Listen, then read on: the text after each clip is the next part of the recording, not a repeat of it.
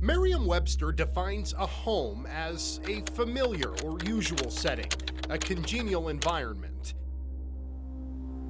You may be picturing something like this, what appears to be an ordinary home with typical features in a normal neighborhood.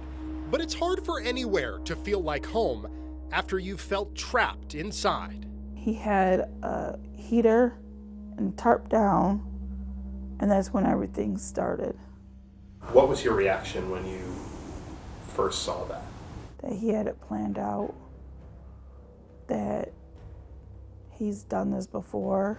We aren't identifying this Toledo woman because she says she's a sexual assault survivor. The alleged attacks came at the hands of her former landlord, Anthony Hubbard, from 2013 to 2017.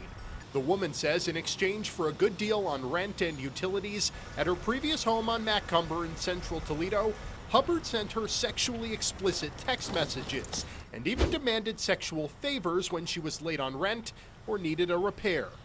Well, I didn't realize it was too good to be true because I've had a previous landlord who would help me out with a refrigerator, stove, different items that I needed, but I didn't have sex with him or anything. He categorically denies that he's ever discriminated against anyone in the housing realm. Stephen Hartman is an attorney with Spengler-Nathanson. He's representing Hubbard in a lawsuit filed December 23rd by the United States Department of Justice.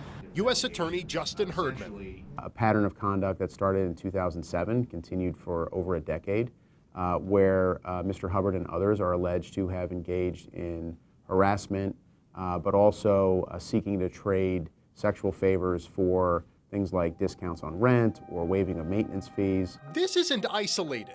11 Investigates discovered harassment complaints make up nearly 3% of all housing discrimination cases. In 2018 alone, the National Fair Housing Alliance reported nearly 900 housing-related harassment complaints across the country. That's up from 747 complaints in 2017 and 640 complaints in 2016. Of these 897 cases, 139 of them were on the basis of sex. Herdman says the issue is prevalent enough that the Department of Justice kicked off the Sexual Harassment in Housing Initiative in 2017.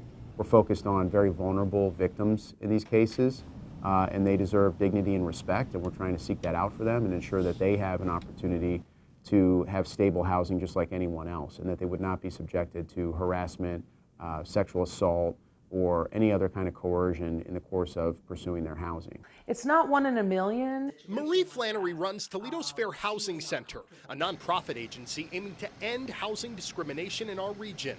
The Fair Housing Center helped the woman we spoke to, but privacy concerns prevented Flannery from explaining the specific details.